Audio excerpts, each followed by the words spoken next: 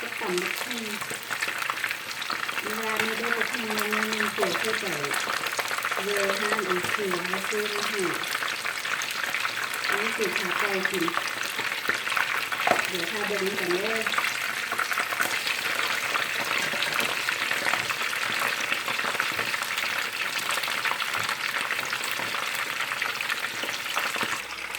แต่นี่เราจะไม่ต่ำแบบนี้เลยนะต่ำเครื่องนะ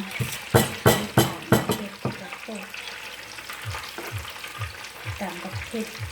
น้ำตาลได้แล้วกะปิเซนลิน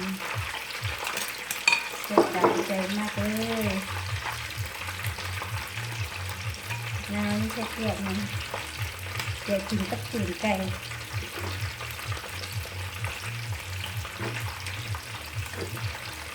ขาดก็ได้ดิกระเดกนี่จะได้เบิดแหละใส่ซ้ำเลยเบิดแหละใส่น้ำตาลตื่นเลยกินตามใจ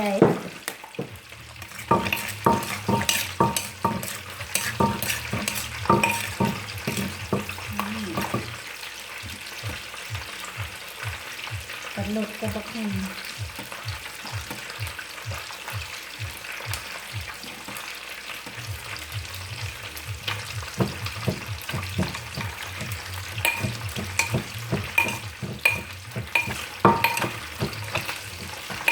หอมกระเดก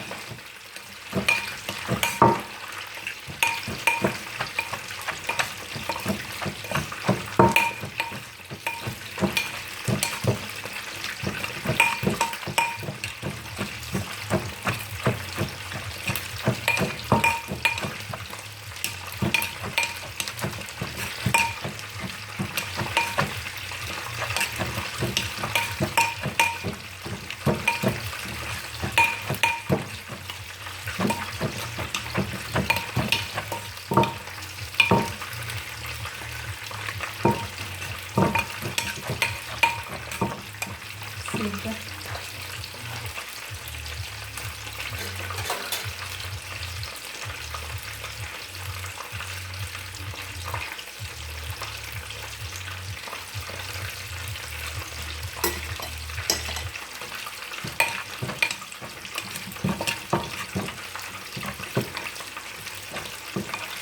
จางไม่ถึง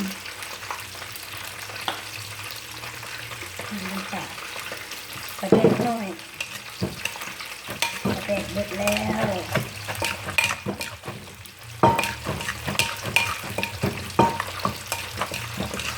ได้ละไปตักให้ถ้วยเลยจ้ะได้เอามาแล้วเด้อจืดไก่กับบักฮุ่งแล้วก็ข้าวเหนียวตัวด้วยของหวานข้าวเหนียวบักม่วงได้บักม่วงมาอย่างแซ่บ